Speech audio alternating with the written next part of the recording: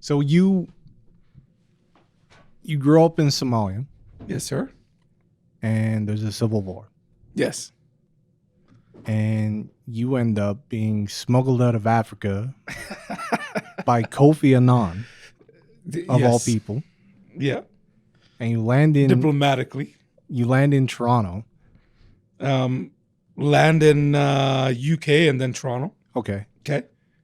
And you grow up in what neighborhood? Where was that? It was Dixon? Dixon. Close to Dixon, a place called Willowridge. Willowridge, okay. Yeah, but like spitting distance from Dixon. Okay, so Yeah. graduated high school. Yeah, So you live the Canadian dream. I did. And you graduate high school. Yeah. And you go to university. Yeah. And for some reason, barely. You decide to go to the fucking Yukon. Northwest Territories. Yeah. Same shit. Yeah. Well, I mean, yeah, different, same cousins. No, it was kind of a wild thing. It was, I had a professor that essentially came to me because my degrees in like accounting and supply chain management, that's what I was in. And so he came to me and he said, listen, there's this company. He told me Coca-Cola is interested in hiring me for planning out their shipments for the freeze over portion of the Great Slave Lake. And so there's a portion of the time where you got to wait for the lake to freeze over so you can drive it over, and then wait for it to thaw out so you can get on the whatever, right? And so it's you kind of have to play the numbers with your stocks. And so anyway, he told me about this, and we did a practicum, and I did really well. And he was talking to them, and they were interested in getting somebody. And he's like, listen, so I've got this job up there, and tells me, Yellowknife. I'm like, at first I said, I've heard of it, like theoretically, but I never thought about this place. It's a place that people exist in, apparently. Yeah. I thought like that's truly, and like here's the thing. So what did you so it was a concept, it was an idea, it was a place that was in the middle of nowhere that was frozen. Yes. In northern Canada. With like itty bitty native people. Yeah. Like that's all I knew about the place. Okay. So you were just like, well, fuck it, I'll just go. No, he told me about the money. Oh, okay. Yeah, like, you got to pay someone a lot of. So yeah, what was more alienating in Yellowknife, being a Somalian or being a Torontonian? Believe it or not, a Torontonian. Yeah, because I've got an uncle up there who's been up there forever. Like the guy, like he's very well known. And so I was immediately accepted into I think in a lot of ways, I was accepted as like one of the people. But I think a lot of people, I think they found me, I was like kind of like a surprise, or like a new toy, like a toy they didn't understand exactly how it worked. Yeah. So you go up to Yellowknife, you're basically a pet to these people. Like this magical, Negro that came from this Bagger Vance. This Bagger Vance that came from fucking the big city, right? And they, I think people were intrigued by how I dressed, how I looked. But I think a lot of them were used to my uncle to the point where they were just like, So he put in the work. He did. But I mean, like, he was... he's Somalian? Oh, yeah. Okay. So yeah. Did people ask about Somalia or Toronto more?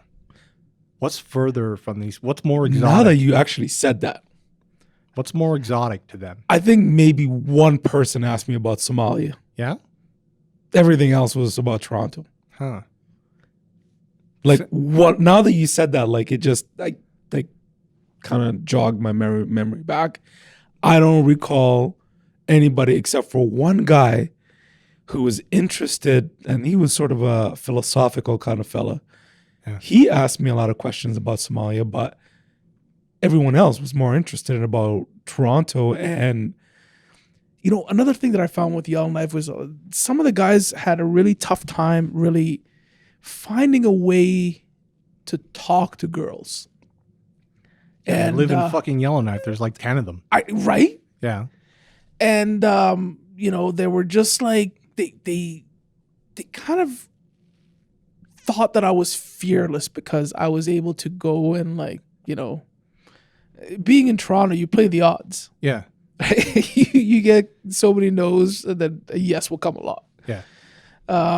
Yellowknife, not so much. But I figured since I'm a new commodity and nobody knows me just yet, yeah, I can just say whatever you want. Fucking, you know, I left and right. It was like, you know, here it comes kind of thing. And so I think that a lot of them got that. And then, you know, another thing that actually brought a lot of people around was also the music. There's a big hip hop sort of loving community in Yellowknife. A lot more than I would have ever expected, but I mean, like, that also brought a lot of people to me, and so it was we liked the same music. We, you know, there also wasn't a whole lot of like clothing stores down there, you know what I mean? And I'm showing up at this place and I've got, you know, some gear that I picked up from Ontario, and so it's like got some Shabazz Bros. This is late 90s Shabazz Bros and like some FUBU. Bro, I of course I had the FUBU. Yeah, this is before this is before Hilfiger fucked up. Oh, buddy, like, you know, this was I'll tell you this funny thing. Like, I think to this day, my wife still you know, razzles me and bugs me about it. But I got this, you know, she calls it the towel suit. But it was like a jogging suit, and it was like, you know, kind of velourish kind of thing, you know. But are you saying you have a velour like tracksuit? I'm saying I did. I don't know what happened to it or where she put it, but you know, I know where she put it. I'm suspect about her. Okay. But she makes fun of me because she was like, she thought it was retarded. I'm like, listen, this thing is freaking cool, man. But anyway, but it's like shit like that was like, you know, where people were just like, oh, this is kind of cool, you know. Yeah. Like, but they've never seen a velour tracksuit, bro. Everybody called like so. It started with my wife, and then you know, like, buddies found out about it, and like I just started getting hassled for this thing all the time. Everyone's like, oh, there he's in orange you know, a towel suit, and like, you know, you just get out of the shower, like all these fucking. They don't understand. Listen, I'm like uncultured swine. I'm like, you motherfuckers had your brain frozen, okay? You live in Yellowknife, dumb fuck. Are you kidding me? You know, tell me about fucking style. But you know, well, this is in Edmonton. I'm sorry jumping ahead, but like in Yellowknife, they saw me wear this shit. You know, like so you cool. Thought you were the man at Yellowknife running around with your what, orange? Fuck yeah, orange velour. And you get to Edmonton and everyone dogs on you, like dogs on me. Okay, I'm like, who is you? First of all, you deserve that. Like. Yeah, but it was like, you know, but honestly, I you know, Yellowknife, like one of the craziest shockers for me was also, I remember I left, I got to Edmonton, I think around 6:00, and then waited about 2 hours to get onto my flight to Yellowknife. And so around 8:00, I get on the flight, and it was like, I can't remember, like maybe 2 hours, something like that flight. Like it wasn't that long of a flight. And I'm like, you know what? I'm going to get there. And I was talking to my uncle. He's like, yeah, as soon as you get down here, we're going to go party. I'll go show you the spot and blah, blah. I'm like, fucking, you know, listen, I'm going to go out tonight in this, you know, new environment.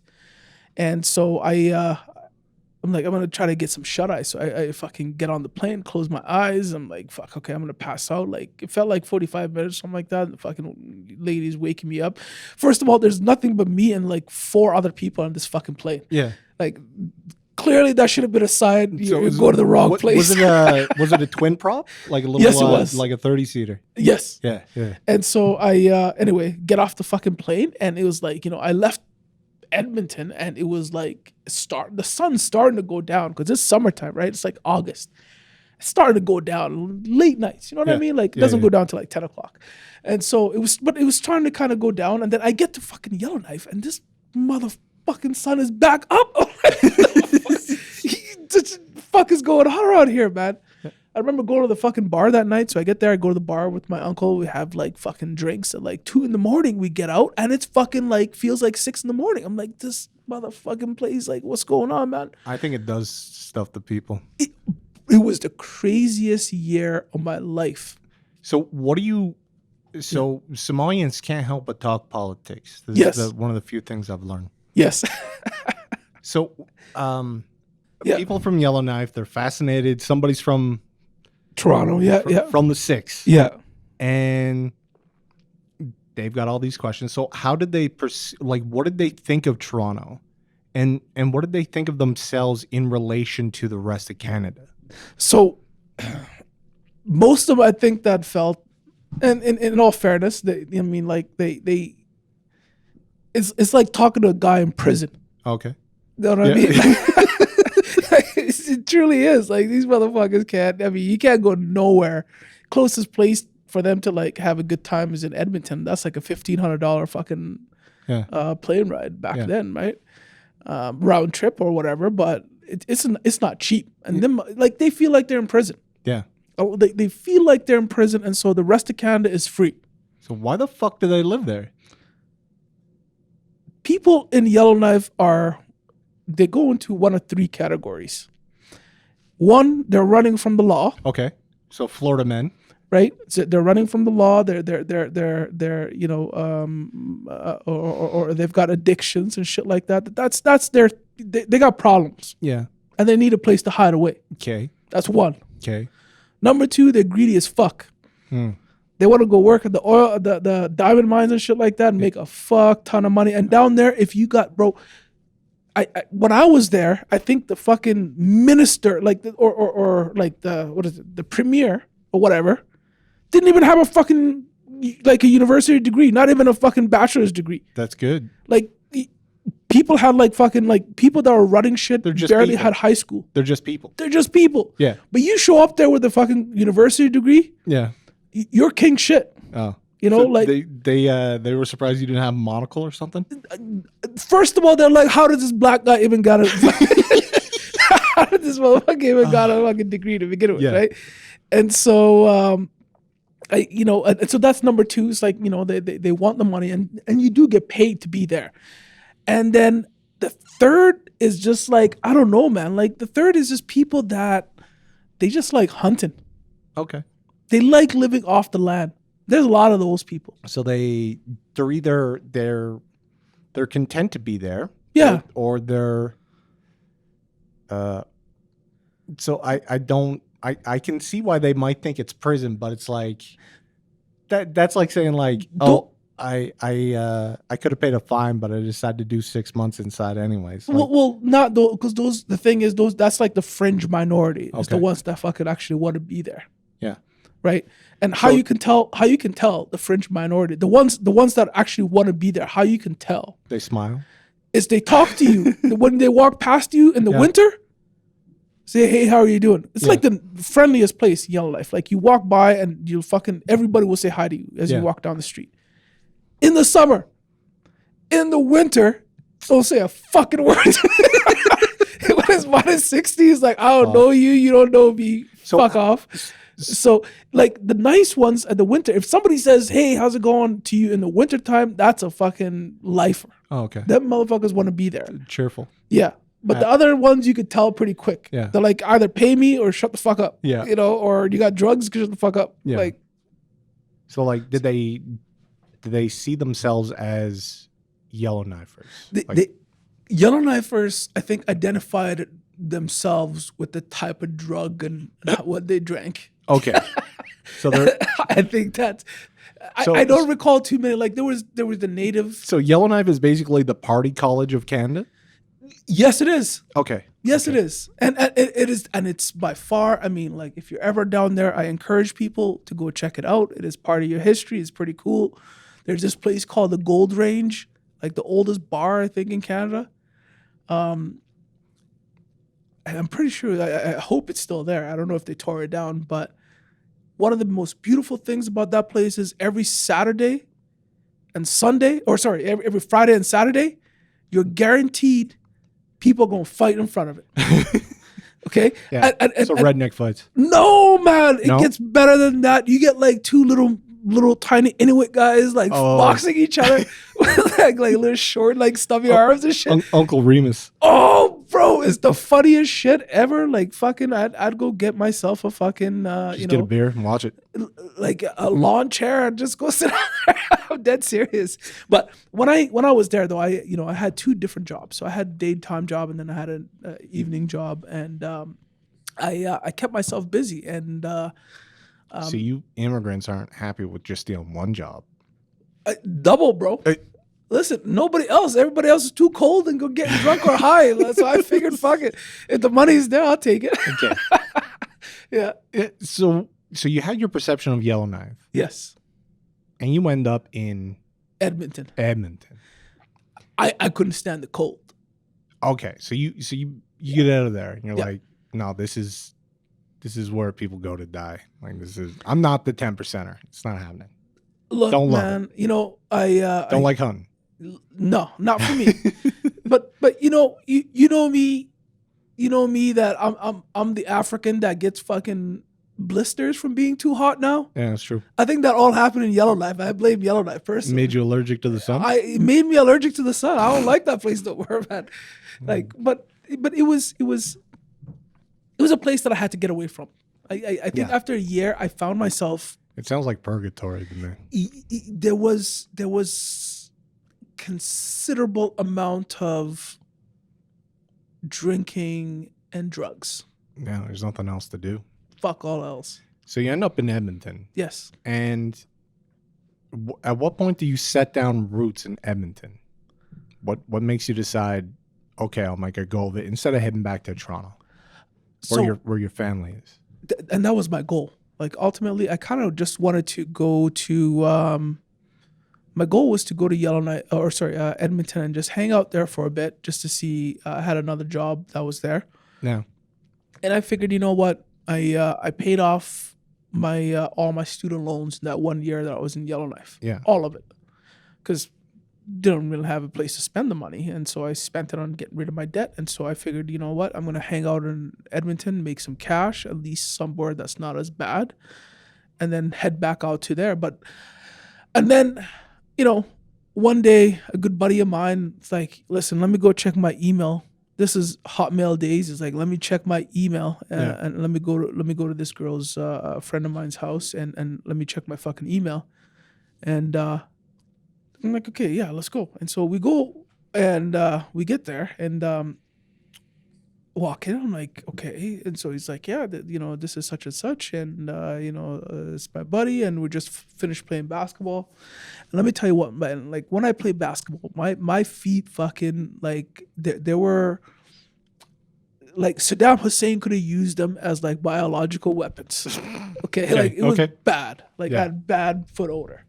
And so I get to this girl's house and I'm like, God, she's kind of cute. She's like, yeah, why don't you guys come on in? It's like, yeah, Jay, let's go sit down. And, it's like, yeah, let's go sit down and fucking, while I check my email, why don't you hang out? And I'm like, fuck, I can't take off my fucking shoes, man.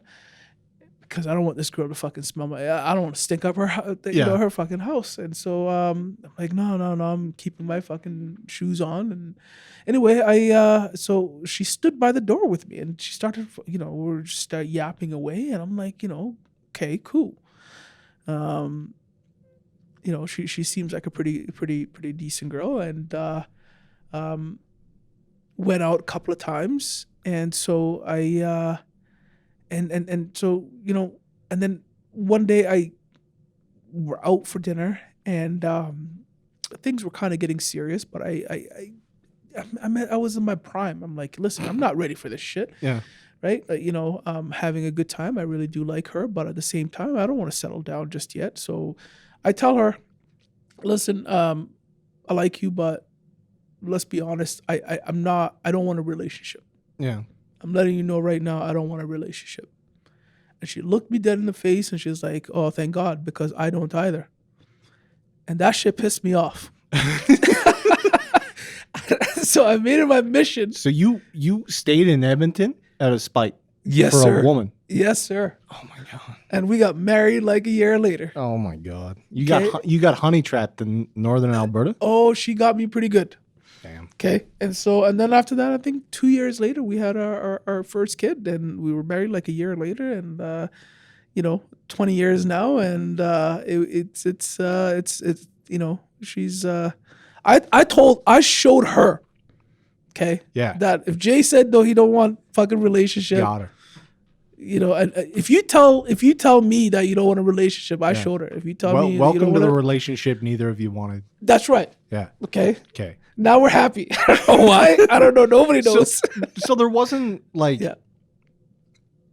That seems like a young man's folly. Like this, especially as you get older. Like this idea of like what type of woman would it take for you to stay in this country? And it's just like none. There's no. I'm talking. You could be blowing me while cooking me steak and eggs. It is not happening. I am not staying in this fucking country. I'm not staying in this province. Yada yada. Like, there's I will never live in Quebec. Fair enough. Yeah. So what about the politics? Because Toronto. So like there was the people, but like I've never seen, aside from like the Quebecois, I've never seen people take identity serious in Canada to the same extent. I think 20 years ago, my perception was that Albertans did not see themselves as Albertans. They just saw themselves as just Canadians. Yeah. Period. Right? They did things differently. Yeah. But they were okay with it. That's probably because they were at that time doing pretty well politically. Absolutely. I think that this was, what's his name? The guy Preston Manning and the Reform Party. The drunk guy. Oh, Klein. Oh, yeah. So it was under Klein. It was Klein. Fuck, yeah. I love Klein. Klein gave me money. Yeah. Ralph and then took it back. Oh, He's a legend. And the other thing that's beautiful about Calgary is anyone over a certain age has a Ralph Klein story. Every single person's got a Ralph Klein story, and they're always fucking beautiful. He was amazing. They're always magical. I don't think he was the most. I don't think people knew how smart he was. Yeah, because a lot of the things he put in place were actually very helpful to Albertans today. Yeah. There was he did a lot of environmental stuff that flies under the radar, because that was actually his first post, was doing he's a Minister of the Environment or something like that. Something along that line. Yeah. So he put a lot of stuff into place that worked pretty well, and he just didn't take shit. No, but like he was a very he was a different kind of guy. But honestly, I think that the politics have changed so much. But back then, it just seemed like the mentality. But everybody was doing well. Yeah, industry was doing well. People were making money. Not worried about it. It was just like there wasn't a whole lot of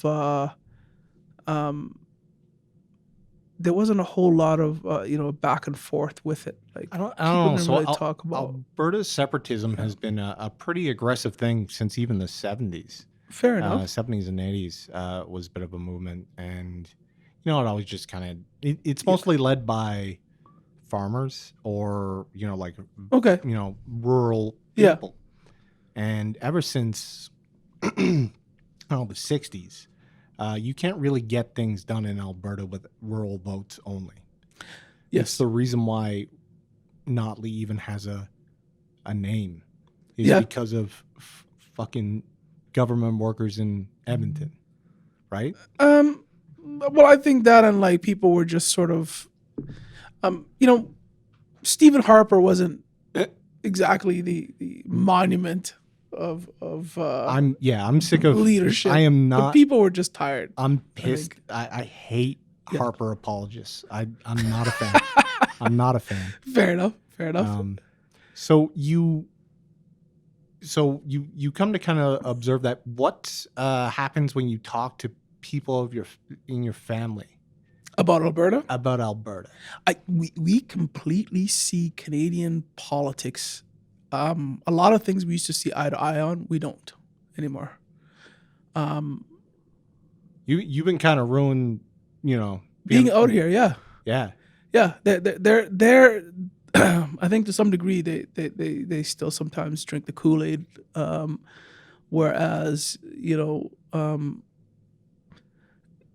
I've learned to sort of look at things objectively, and I think a lot of that has to do with the way that the people in Alberta that I've been around, and that whole idea of ingenuity, there's something about Albertans and being self-aware to a degree.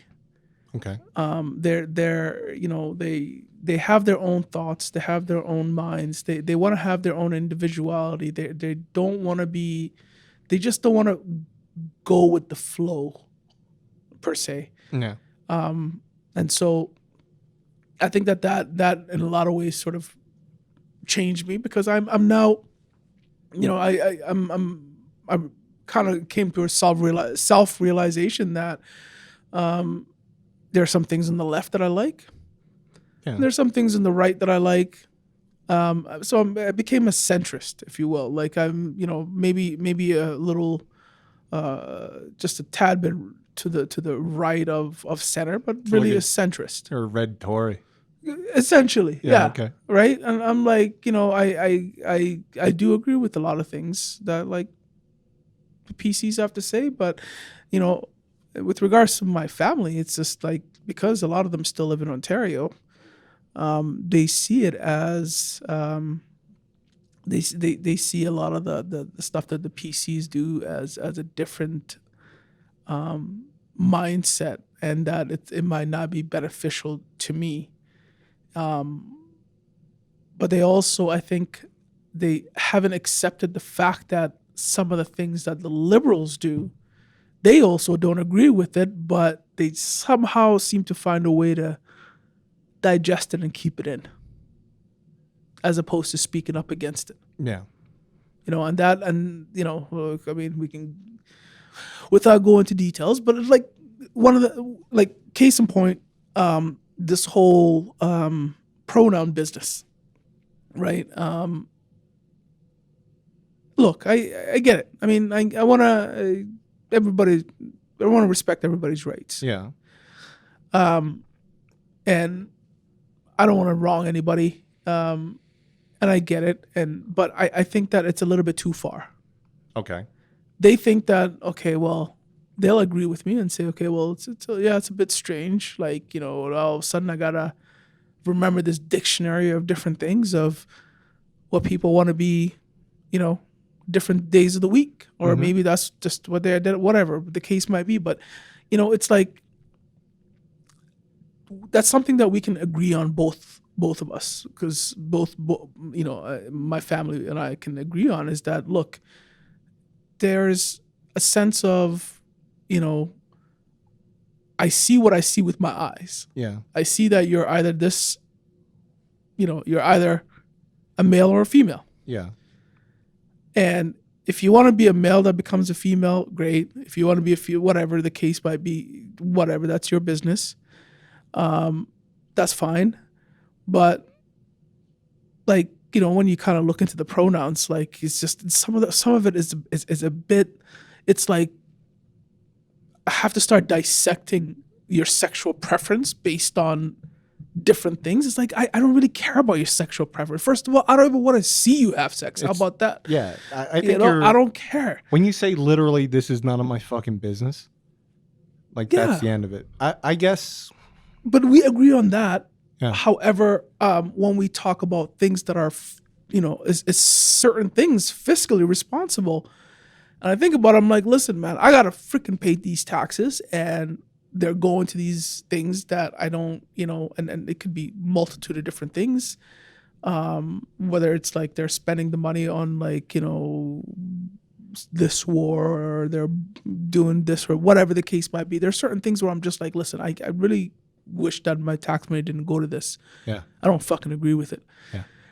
And then they're like, no. This is for the greater good of everybody. You got to contribute. Like, greater good of who? I don't fucking care about the greater good. Give me back the money, and then like, you can give me your money for that. I don't want to do it. Yeah, you want to pay for it, you go ahead. Yeah, but I don't want to do it. Yeah. Right? And so I would anytime I would just mention the Somalia affair and then just be like, you paid for that.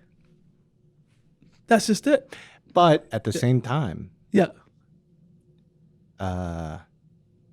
Omar Carter. Yes. People are like, I don't want, like, you want to see some people talk about worrying about their tax money?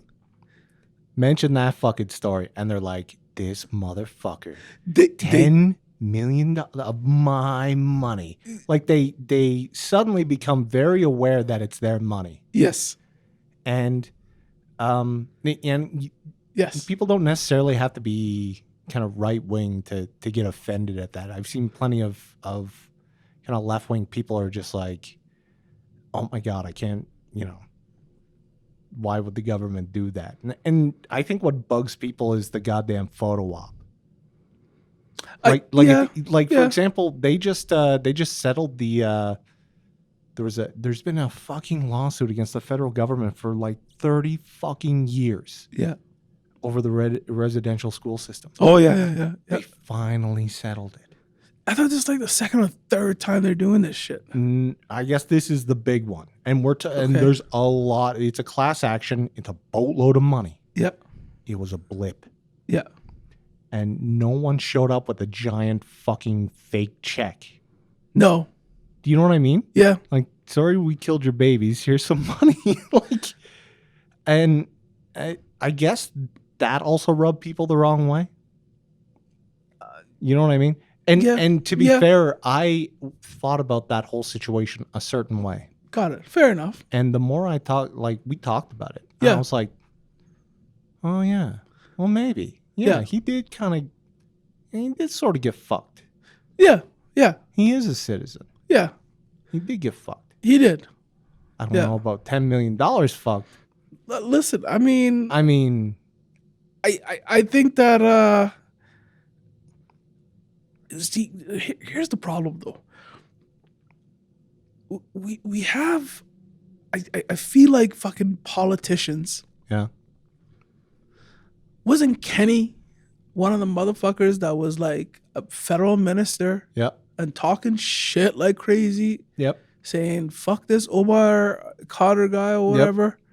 He was one of them, right? I can't say for certain, but knowing what can he my measure of the man says yes. So this motherfucker, I think that I find that some of these politicians, they go out there and they fucking stir the pot while they're getting paid our tax money. Yeah. They go fucking stir the pot and put fucking Paul against fucking Ryan or whatever the fuck. You know what I mean? Like, put people against each other. Yeah. Saying, I represent this guy. And then this other motherfucker stands on the other side of the aisle. I represent these guys. And they somehow find a way to fucking confuse the shit out of people and fucking make them fight. And then they fucking waste our money. So what I'm getting at here is that, Kenny and his fucking buddies and Stephen Harper and all these motherfuckers were like, this Omar, blah, blah, he's this and that, blah, blah, fucking, blah, blah. And then all of a sudden, it was the same fucking judges that Harper put in the fucking Supreme Court that found him fucking wrong for what they did. It doesn't work like that in Canada. Look into it. It was something. Okay, maybe I'm wrong. Maybe he didn't appoint, but there was something. They're not political appointees. They're not political appointment, but there was something about. Anyway, there was something that had to do with it. I don't remember the details. They may have had something to do with his cabinet, or they may have had a recommendation. But I can't remember the details. But all I know is that there was some sort of association. Like let's just put it this way: the motherfuckers had a meal together. Okay. Okay. Okay. But I do remember, anyway, what I'm getting at is that these politicians go and fuck shit up, and they make these stupid fucking dumb mistakes that cost the fucking taxpayers money. That taxpayers have to go fucking bail them out and go, shell out their fucking, work hard to fucking go pay for their fuck ups, only so we can re-vote for these motherfuckers a second time. Yep. So. And it frustrates the shit out of me. Like, I don't get it, man. Like, I mean, listen, if he fucked up, if I too felt a type of way about, the whole 10 million situation. Yeah. Look, man, shit happens. First of all, you were in a war zone. Shit that happened to you was somewhere else. Yeah. You're suing this place for not fucking stepping up to get you out of somewhere else. Like, it's like me suing you, saying you're my homie, you're my bro. Why didn't you fucking step in when that guy was kicking my ass? Do you think that don't make sense to me either? Like, he shouldn't be getting that much money. Do you think some of the Afghani translators that were working with the Canadian military are going to sue the federal government here? Fuck, listen. Well, man, they're not citizens, so it doesn't fucking matter. Even if they were, like, I mean, like, it's like, listen, it's your. If you're gonna go, anytime somebody says Trudeau's like too aggressive on immigration. And they're like, oh, rocks. No, I get like 4. Oh, okay, got it. Yeah, they're like, oh my God, the giant hole in Roxham Road. Oh my God. Just mention, and you were like, oh, how many Afghani translators did we take? Yeah. Oh, was it none? Yeah. Was it none? Are they all going to get bullets in the back of the head? Absolutely. They're going to be fucking cleansed. Of course. And I don't know. They bought the Kool-Aid though. Listen, but being somebody who's been in a place of civil war. Yeah. Number one thing when you're in a place where, bullets are fucking flying over your head is know your fucking role and know your surroundings. Pay attention to where you're at and the people around you. If you're in this place and listen, this guy came to visit. I'm not going to fucking, if you go out of your way and say, I'm going to make this guy close to me, but this is the place that I live with this other guys, and I'm going to fuck these other guys over to help this guy who just came to visit. No. And the guy who came to visit fucking bounces and goes back home, and you fucking left back there. Yeah, you're going to eat a bullet. That's your fault. You got rich while you were doing it. Your fault. That's the name of that insurance company. You know what I mean? Oh, okay. Can you? So yeah, I just thought of something, especially when Trudeau keeps threatening, so like Emergencies Act and stuff like that, and we see kind of how fragile our kind of set of laws are, because ultimately this all devolves into authority and force. Yes.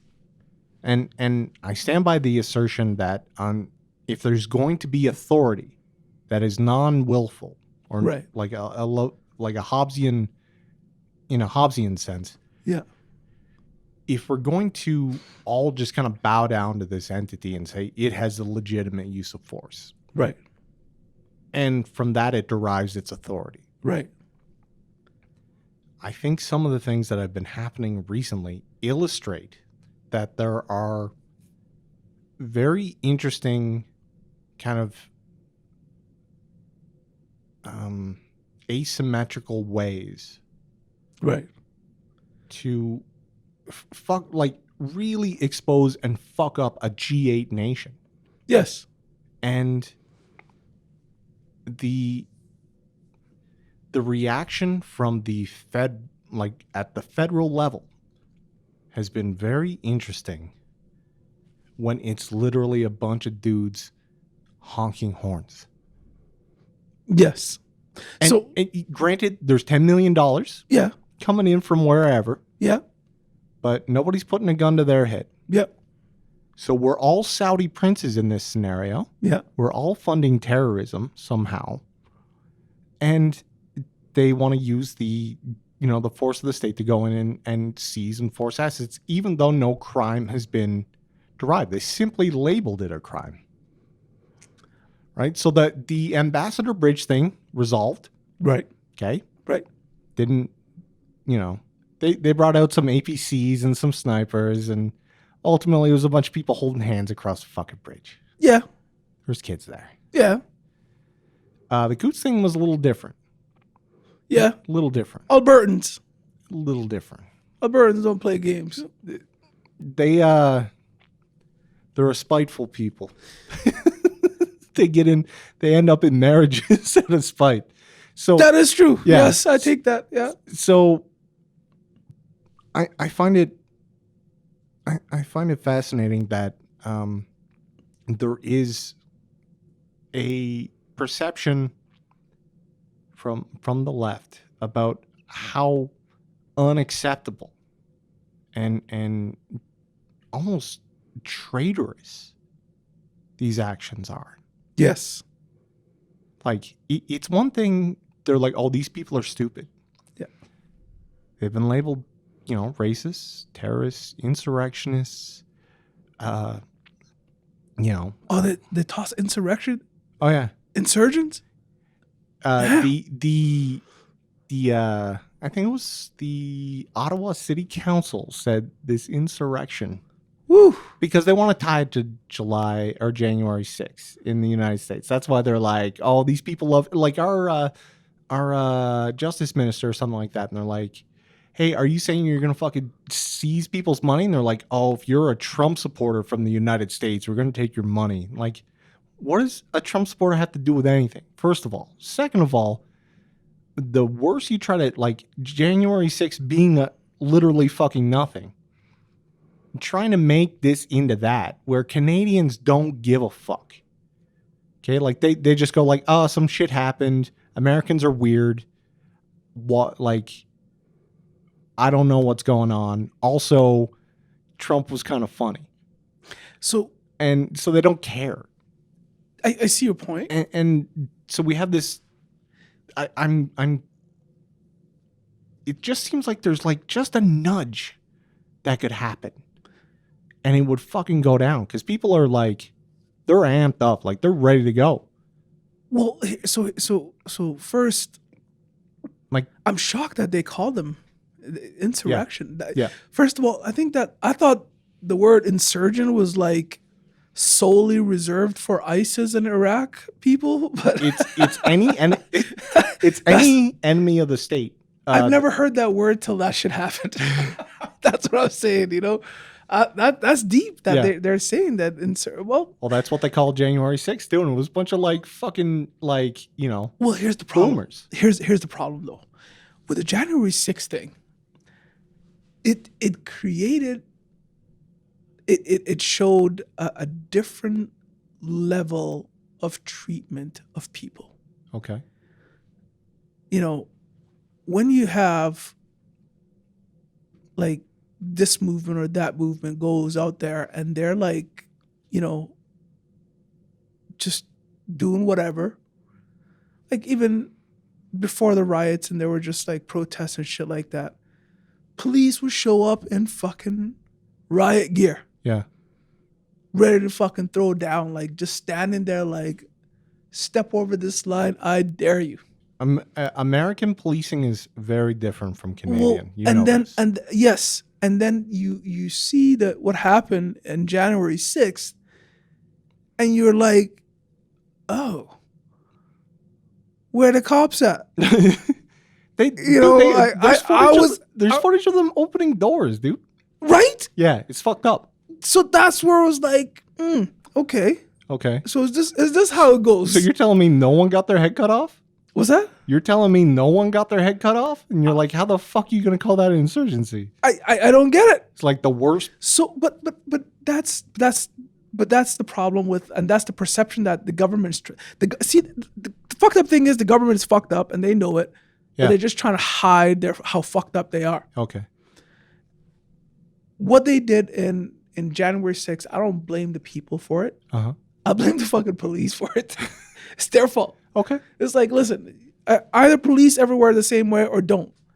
And then if you're going to call these people bad people after the fact, where were you when they were doing this shit? Yeah. Fucking sitting back at home, like watching this shit. Or were you like eating a donut, fucking watching this shit on TV? They have the right to protest. Right? Yeah. Okay. I don't well, know. if you weren't there, then then shut the fuck up and let it go. But Ottawa is the same thing. Sort of. The Quebec cops are very, very different. I remember seeing footage of them snatching people off the street for $5,000 fines for not wearing masks during an anti-mask protest. Yeah. Do you like? It doesn't take, a very smart person to understand that if you're protesting something, maybe you're not going to do it while you're protesting. Yeah. So, but the cops are just sitting there, just picking people off out of the crowd. Just be like, you $5,000 fine.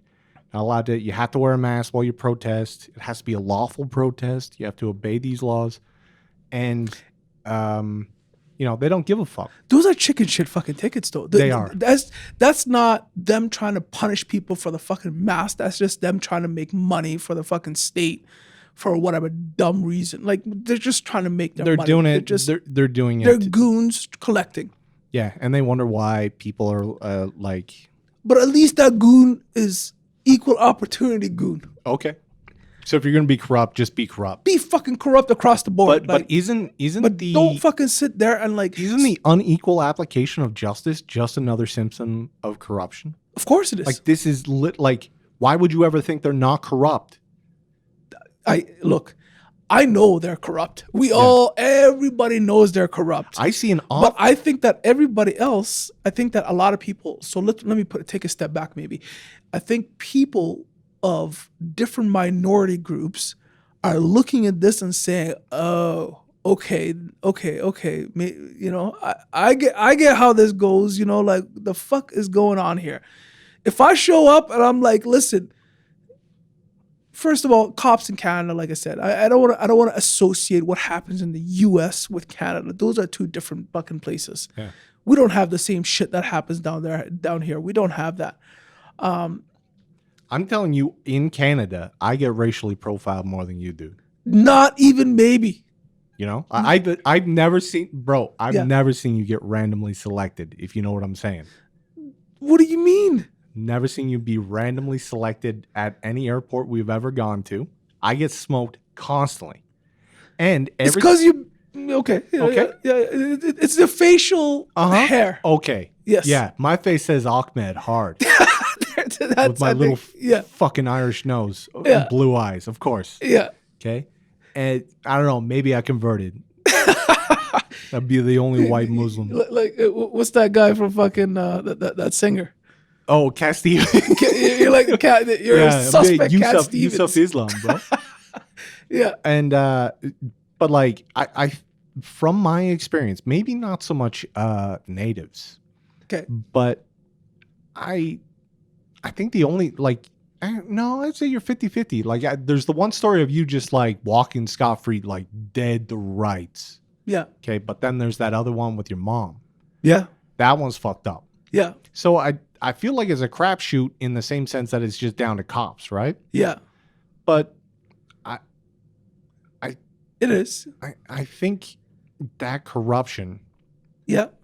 An unequal application of justice in Canada seems very different than the United States. And I can't say for sure whether race is at the core of a lot of the problems in America when it comes to policing and crime, or if it has to do with the proliferation of handguns. I think with the US, I don't necessarily. I think that there is some parts of it that's race, but not a whole lot. I think majority of it has to do with the class system. Okay. So you just poor people, fuck them. Okay. So right. Okay. That's what I think the core of America's problem might be. It's just like poor people get fucked. Yeah, what is that? What is that? Those kid, what do they call it? They had like a fucking name for it, where like when rich kids like do something fucked up, like it's like I can't remember the name for it. They had a name for it. Some guy, like some kid, fucking raped somebody or something like that, and they're like, "Oh, trust fund babies, through problems. He had a tough time." Oh, You know what I mean? Like, yeah, there was a defense for that in Texas, I think. I can't remember the name of it. Affluenza. That's the one. That's the affluenza. one, right? Yeah. There you go. Yeah. I think that's America's problem. Okay, so I think... And Kanye. Don't you ever say anything bad about Ye on this podcast? Like, First of don't all- you ever. First of all, fuck Ye. okay. Look, Listen. Yeah, listen. Look. Let's get one thing. don't right. you ever speak bad of the man. Listen, man. Okay, we're not. He's This the isn't first black man. Okay, we have to talk about him. College dropout. Dropout. College dropout. Listen to the album. Shut the fuck up. College dropout. Bro, he's the only black man, first of all, embarrassed the fucking rest of us by saying he's going to run for president just to go on stage and cry about how his mom was going to abort his ass. Do you not That shit is fucking embarrassing. Dude, Planned Parenthood has done more to basically kill black people than any Nazi or the KKK has ever done. Fair enough. At the margins, Yeah. man, abortions is worse for black people than crack. Well, why the fuck are you going in front of camera and a bunch of people say, listen, vote for me, by the way? Like, the fuck is this shit about? Okay, so Like, how am I going to trust you to fucking run for anything? Like, you know? meanwhile, we have a... And then he got his woman took Okay, by a little skinny white dude. okay, so let's look at the fact that we have a prime minister Okay. that has cried Yes. at least 3 or 4 times on camera. Lost And count. Yeah. and his mom fucked Castro. So his mom cucked in his father, okay? Oh, my God. All right. Okay, and then Yeah. his wife. Fuck Castro. No, his mom fucked Castro. His wife fucked Idris Elba. Nah. Yeah. Really? Bro, I got a photo. There's a photo of them. She's at some kind of thing in England, and they got this look, man. They're looking at each other like fucking a fat kid in cake, bro. It is. I've never like. It was a lover's glance, and it's very clear. Like there's like they're I don't know, they're doing some kind of shit for kids or whatever, and so like she's there with some kid, and Idris is over there like with another kid or whatever, and they're like stage front, and everyone's looking this way, and the kids are looking that way, and they're looking at each other, and like nothing else is happening. You're supposed to look forward into the camera and smile, like they're just. It is, you know what's up. Well, everyone knows what's up. So, so I think that she also made him kiss Gomeshi on Quebec television, but whatever. Listen, I know something was up. So he can't- made her just like I know the whole family is known for apologizing all the time, so she No, might that's have just Canadians. apologized. That's Canadians. Nah, man, like especially the Trudeaus, I think they have a thing for apologizing, and it's all good though. They'll apologize and then go to Tofino and go fucking surfing, so it's cool. Man. It's a beautiful place. You know, but you don't mean it. Okay.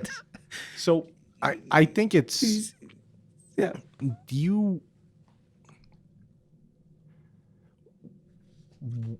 Where along the line do you think is it simply economic opportunity that illustrates the difference between West and East? Yes, 100%. Do you know what I mean? Like 100%. The reason why I moved here is I've never felt like I could, like I can't imagine owning a business in fucking Manitoba. Same here. I can't imagine getting rich in Manitoba. I can't imagine ever being able to afford a house or investments or anything in Toronto. No. Ever. No, you'll never buy a house there. You know? And yeah. I don't know. So it's too expensive. Like it's impossible. Like they make it so that you're a slave of circumstance. Yeah. Whereas the West, I think you're absolutely right. I think that like in the West and more specifically in Alberta, I think the one of the beautiful things about it is, you know, as much as people might think that, you know, Alberta rednecks and this and that. I think it's one of the most progressive places I've ever been to in my entire life. Yeah. I think so. I think people here are not. They don't give a shit about that. Sometimes. Some that do, but it's a small fucking fringe minority. Yeah. Who gives a shit? Yeah. You know, there's always going to be idiots. You can't let a couple of bad apples spoil the entire fucking. I gotta say, right? Alberta has the most based women. Okay. They got some like some ladies that are just like they'll walk right up and just be like, yeah, this is what's up. They be like, I will never let my child anywhere near a transgender person, and there's not a fucking thing you can do to make me do it. I'm like, okay. They are. But I think that, but at the same time, though, I think that they are.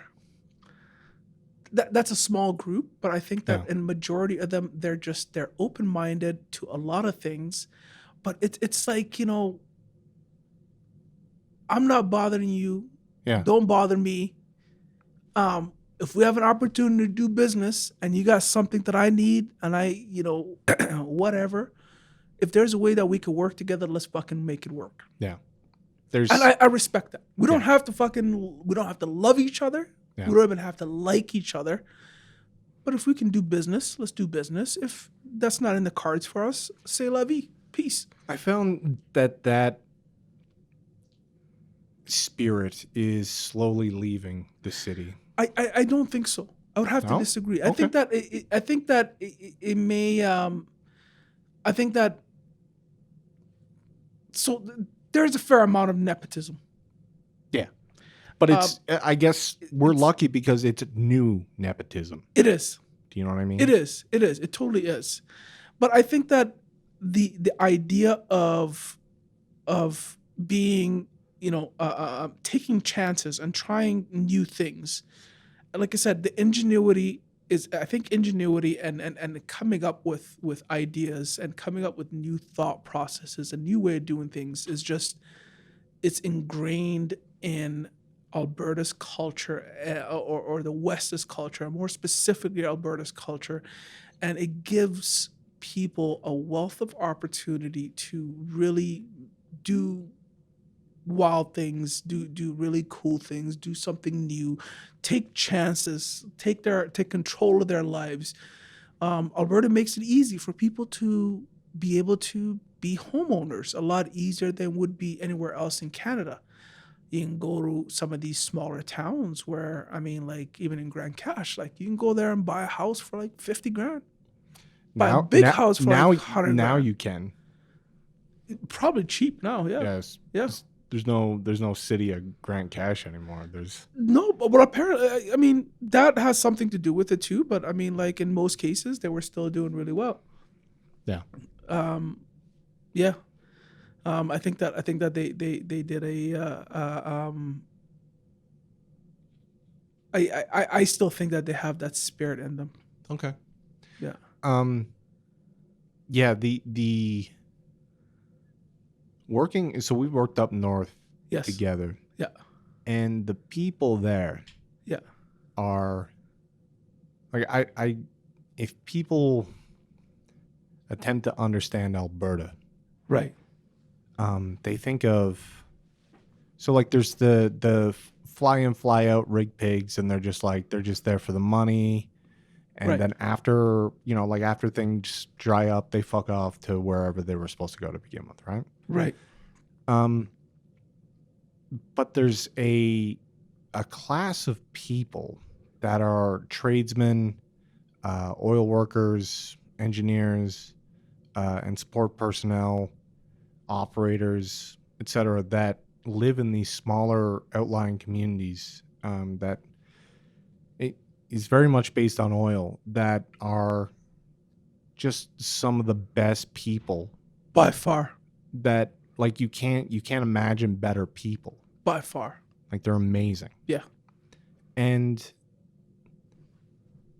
I think there's an awful lot of people especially in Calgary, that have not been around those people or interacted with them, and they're missing out on some of the best Alberta has to offer. And you know, I worry that with some of the policies and actions of the federal government, that those people and their just kind of, and their way of being is not going to be around forever. No, but here's the thing, though. Again, I think that Alberta's spirit and Alberta's people, I don't think could be broken. I think that they might feel some type of way about certain things, and their level of comfort in some cases might change, but I don't think that they're ever. I don't think their mentality of this is who I am and I'm not changing for anybody is ever going to be any different. Okay. I think that they're always going to respect. They will always. I just don't. They will always be who they are. I just don't think their kids are going to be those people. I think their kids are going to be a little miffed, but at the same time, though, the thing about everyone that we've met, you and I have met. Do you think that any of their children are ever going to change and be different people than their parents? No, they're not rich enough. That's just it. Or they're also not poor enough. That's just it. But if they do get to a certain level where there's a potential, if they get to a point where you push them too far, yes. Well, if there's no opportunity, yes, in rural Alberta, which is not uncommon, especially if things play out, as the feds kind of envision it. Yeah. It will be. Yeah. And it's sparsely populated to begin with. Right. So it's going to be a shit show. That's 100%. I get that, but what I'm getting at though is that I think that, true rural Albertans have specific values, and they instill those specific values without question. It's like, listen, this is who I am. This is what I'm going to teach you as your parent. Do as I say, or else. A lot of the time, there isn't even or else. Is that they're so firm in their ways that but they're genuinely. I don't know. It's really hard to imagine people that are genuinely good at the fucking core and instill that I just the other day I was I sent you the picture of our buddy there. He was sending me pictures out of nowhere. Hey man, how's it going? Check out this book. Yeah, I got this book, and then sent me another one. I think today or yesterday, his son and what have you. A lot of the stuff that they do is either listen, I'm gonna go out with the boys and I'm gonna go fucking blow off some steam. Yeah. Have a good time, or they're with the family and they're having a good time with the family, and they're teaching principles. They're teaching them how to live off the land. They're always, like I said, they're always industrious people doing something, and they're teaching their kids to be busy and to keep their minds busy. But they're also teaching them valuable things that help them grow both mentally and physically.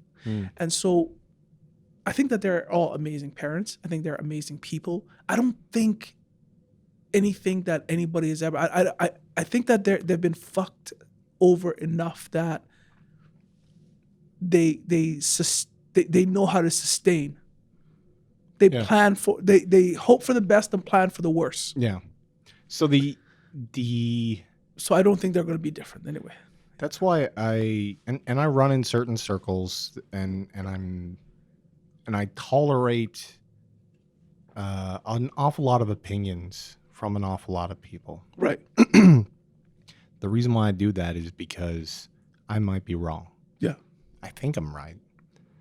But and most of the people that I know that express it aren't necessarily bad people. Yeah. But some people look at, say, the thing, and everybody that I know Yes. that is hip to the government, Yeah. and kind of knows what's up. Like the leave me alone people, Yeah. they're just like good on them. Yeah. Good for these people. Yeah. Someone's doing it. Yeah. Maybe something will change. Yeah.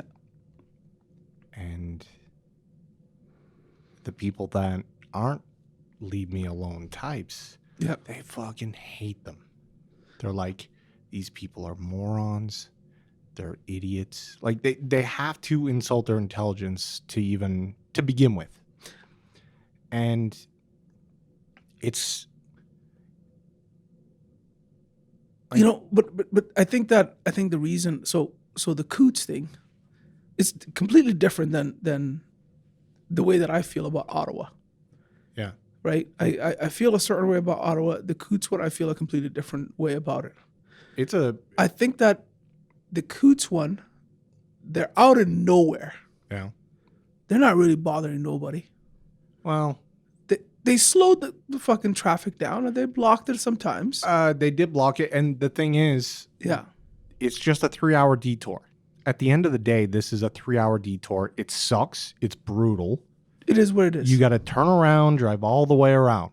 Sound like a whole lot of their problem. That's half a fucking day. That is not fun. However, yes, no bodies. So that's the thing about it. Like, the Coots thing, I respect them, and I get their like it's done strategically. Mandates came out for the trucking. I think it is. No. I think that the mandate, because like I said, and we went back and forth about this, but again, my original understanding was that this was to truckers were worried about being able to like this is what the government is doing was going to affect getting food on the fucking shelves in supermarkets. And so what the government did, they thought, was circumventing that. And so by them saying, okay, well, you're telling me I can't go to the U.S., fine, fuck it. Nobody can go there then. I respect that, because that's like a subtle fuck you. Yeah. The Albertan way. You know what I mean? And then you see when everybody lost their mind because some guy in his fucking tractor went through like a barricade or something like that. I saw the video. This fucking guy just rolling around. It's because of this thing that I actually found, watched some of the old footage of farmers freaking out about the wheat board. And there you go. Yeah. But I didn't think that I think that what they were doing was kind of cool, and it fucked with people. Yeah. But they never bothered anybody. Like, there was no houses around. I don't know if there were. I don't think there was. I don't make the distinction.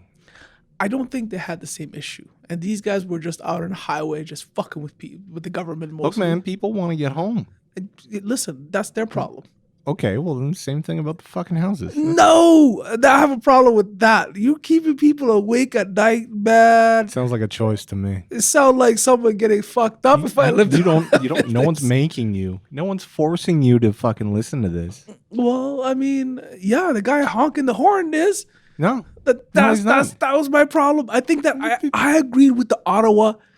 I agreed with the principle, but when you start bothering random fucking 25 assholes. 25 cents gets you some earplugs. Nah. I don't fucking care. If I have to put on earplugs. If I got to live through Stampede. Yeah. You can handle a couple weeks of honking. I don't fucking care. They don't honk at Stampede. Yes, they do, man. During the day. The stuff that I have heard out of my when I lived downtown here. Yeah. Oh, man, the stuff I heard off my fucking balcony. You know what? Shocking. I take that back, because you know what? I've not lived downtown in Stampede, so I cannot speak on that actually. Bro, so take that back. I've had people's car alarms go off throughout the night. That shit's got to be frustrating. Yeah, but guess what? Yeah. Okay. I don't listen, it is what it is.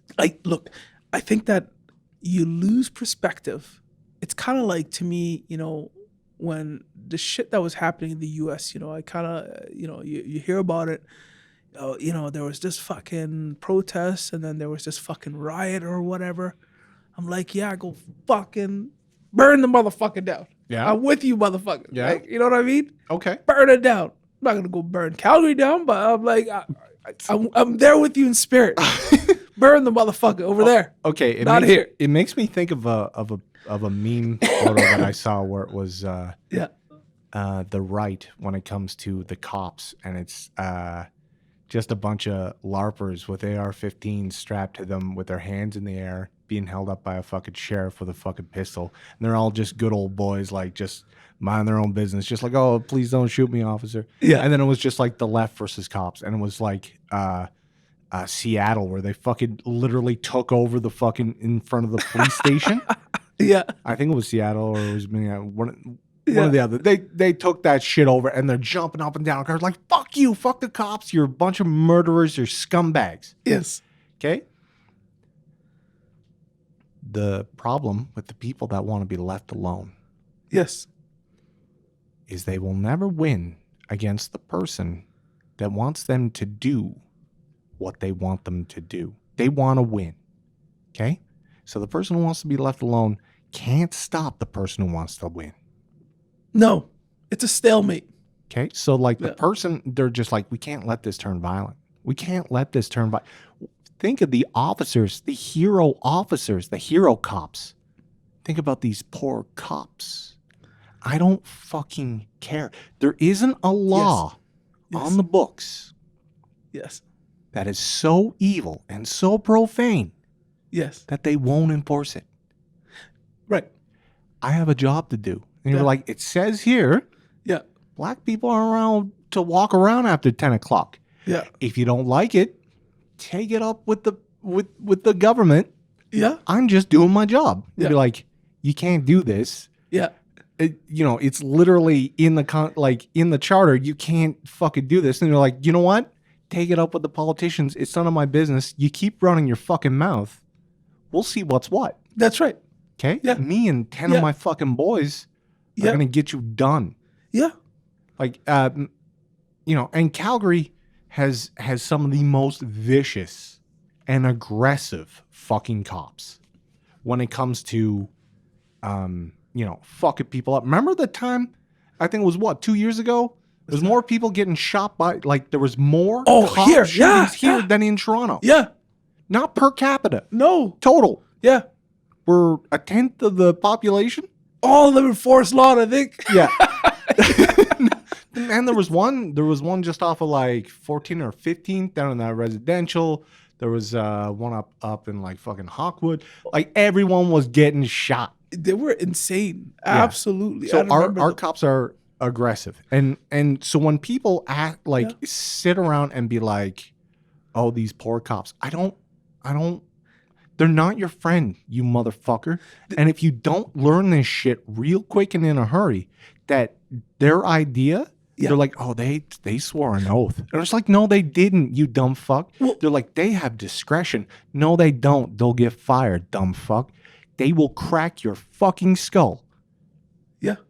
Okay? Yeah. You think, like we're kind of spoiled. Yeah. We got a terrier. Yeah. Okay?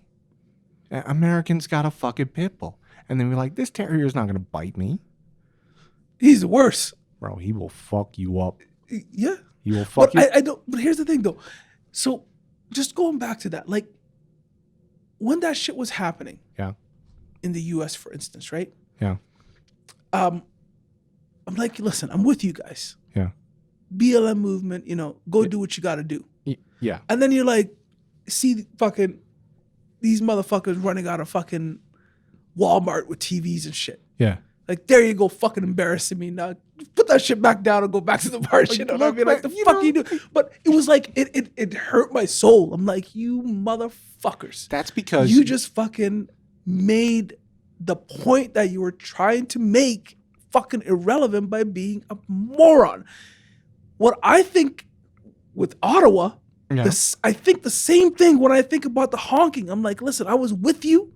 Until you honked? Well, until you start fucking with people. Okay. I start honking, and because it's like, I can't go. To me, I don't fathom the idea that in order for me to like get to this guy, I gotta go fuck with this guy so that this other guy could fucking see what's that I mean business. It makes no fucking sense to me. It's like, why are you fucking? You can't go fucking pick on an innocent motherfucker. Go to Trudeau's house and honk all day. Yeah. I'm sure he got no. I think their logic there is anywhere near the House of Commons. Yeah. Is fucking open game to them, and most people agree. Being 3 or 4 blocks away and laying on the horn at fucking 2 o'clock in the morning. Yeah. Most people can agree that that's also not in the spirit of what's being done, right? That's. But I've heard a lot of conflicting shit about what time, how long, on what streets. See, that's fucked up too, because nobody really knows. That you're right. I mean, and like I don't know who's making shit up. It might be. Let's assume some. Yeah. Let's assume some people. Yeah. Are there being shitheads. Guaranteed. There's always going to be assholes. Yeah, we have to assume some people are there and under the guise of this are being shitheads to these people. Yeah. We have to assume that. Yeah. However, I still don't like in the same way, like, because what I was explaining is that BLM in Canada, because fucking idiot conservatives and liberals and fucking normies keep making this comparison, and I don't fucking get it. It's not the same. No. They're not the same thing at all. No. People go like, so they'd be like, oh, BLM. It's just like, oh, okay, well, Canada at its core, it's not really like that. I don't think you people understand. Canada's not really like that. No. Being labeled a racist in Canada is a career-ending event. It's fucked. Okay? Yeah. So are cops, are a lot of cops racist? Yeah, probably. Are a lot of people racist? Yeah, probably. I don't know. Not to the extent that they will kind of this idea of systemic systems doesn't like... It's not a thing to the Canadians, and maybe we're naive, and maybe. Well, I don't think so, because like the neighborhood that I live in, there's a lot of freaking cops that live there, and so I every so often you go to the local pub or whatever. Yeah, but they're Calgary cops. Fuck them. They are, and like these guys are the ones that like. I mean, some of them they look like freaking walking skinheads. Yeah, and they're not. Yeah, they're reasonable fucking. But their problem is like they're just like they've got the same Alberta attitude. The thing is like Alberta cops are always going to be different because they've got the Alberta the Alberta attitude of, listen, don't fuck with me. I'm not going to fuck with you. Yeah, if you beak off, you're in trouble. They are going to. That guy does not care about his job. Doesn't care about working there. Like, now you fucked up. I'll burn this fucking place down. He's a Tyrone skating without a stick, like just waiting for somebody to say something, right? So I don't think that we have the same level of racism. I just think that they lack fucking a bit like. And then one other thing, do you remember like a couple of years back? Yeah, I had I think you had the company truck. I picked it up from you. Yeah, and my office was. Or sorry, my wallet was at the office. Yeah, no, that's the one you walked away from. Yeah. And I was like, no one like expired everything, like no wallet. No, I didn't have my wallet. I didn't have the registration on me, and the registration I think was expired, and I didn't have it on me. Yeah, and the company truck's freaking insurance, I didn't have that on me. It was like all at the office. Yeah, and so they pulled me over. My name was not on there. It's the guy who owned the company's name that's on there. I'm like, oh my God, they're these guys, and they look like, and I'm gonna be honest, I prejudged them. I'm like, listen, it's fucking say goodbye, it's over. Yeah. Motherfucker came by, is like, where's this? Can I have this? Can I have that? No, I don't have it on me. I'm just on the phone, officer, and like I'm trying to see if my colleagues could bring it to me and blah blah. And I was on the phone with you, and I think and Derek.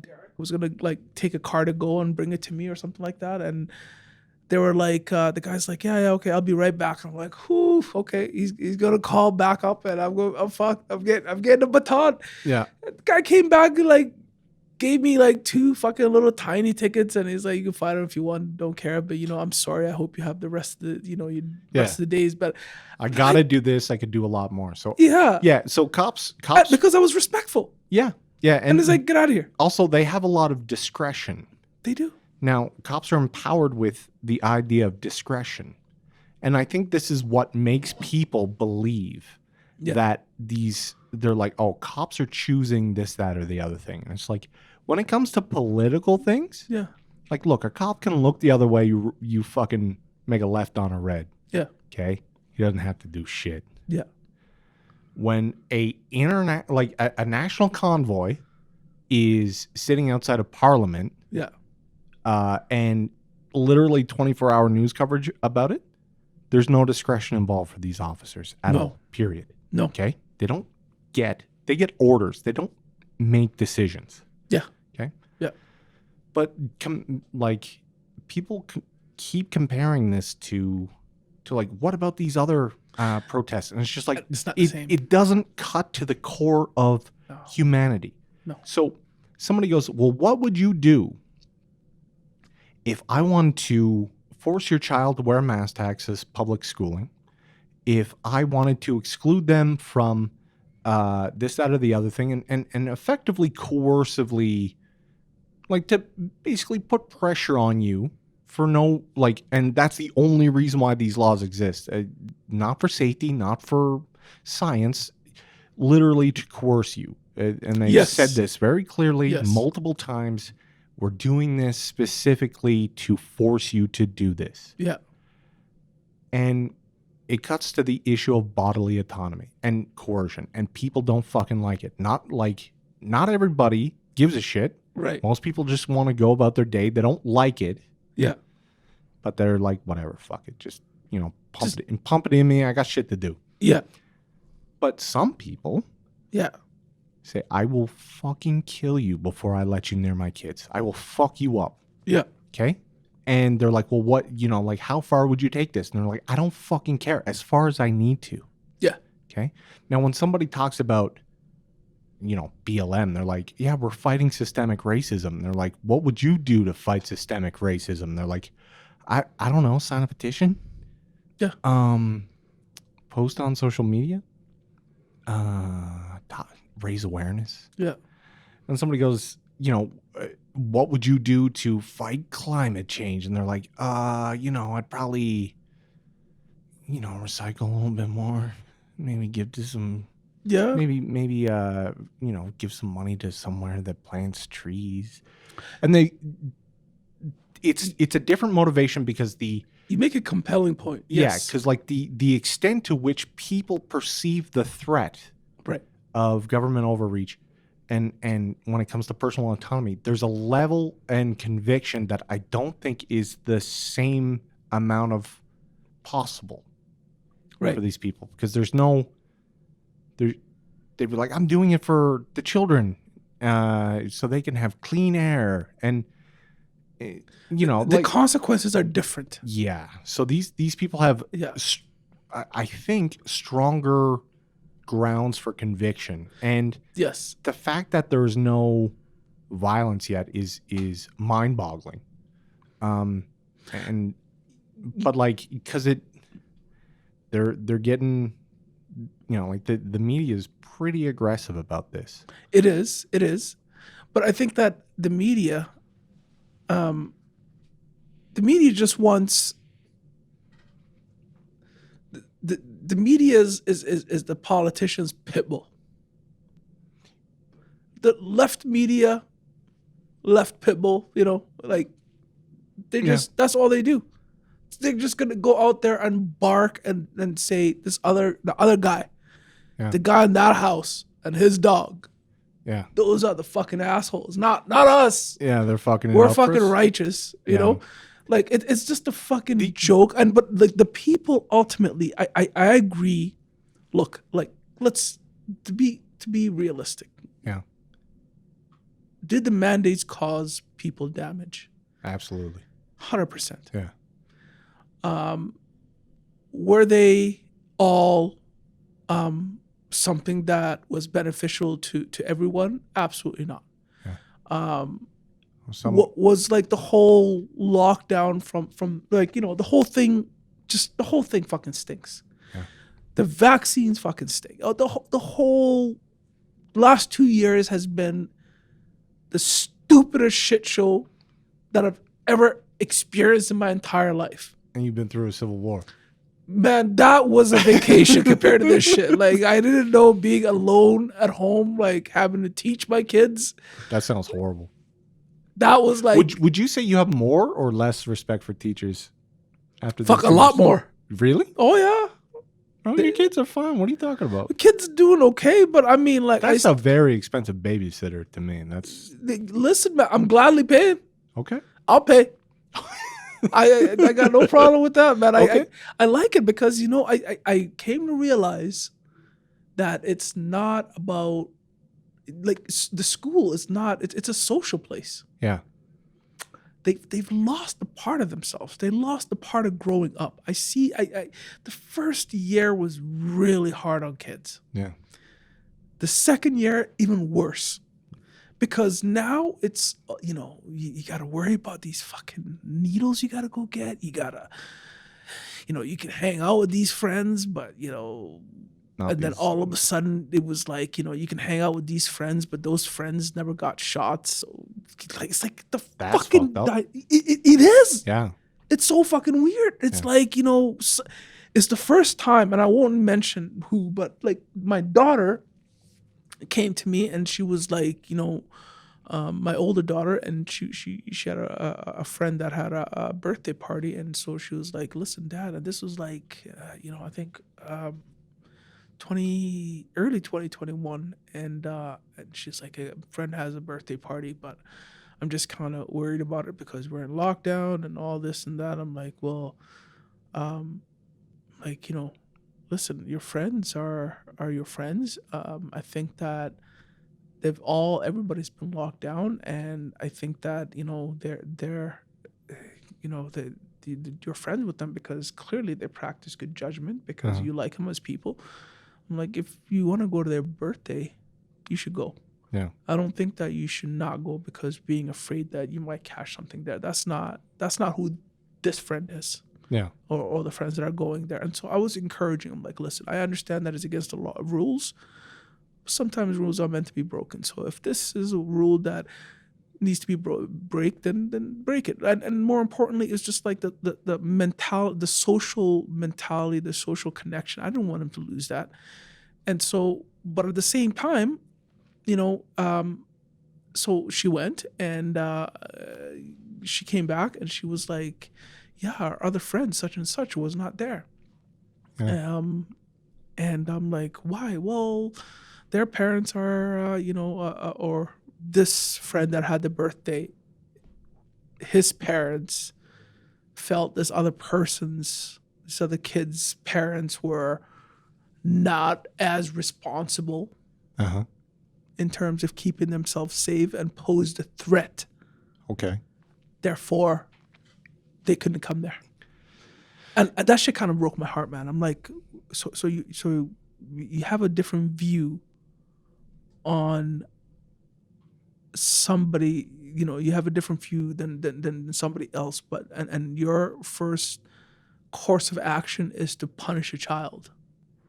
The fuck is that about? Their interpretation is that it's to keep the child safe. They've been you're not though. Yeah. So here's another thing that happened with lockdowns, and that's a pretty like that's one of those small, tiny anecdotes that just add up over the you know, like the course of someone's life.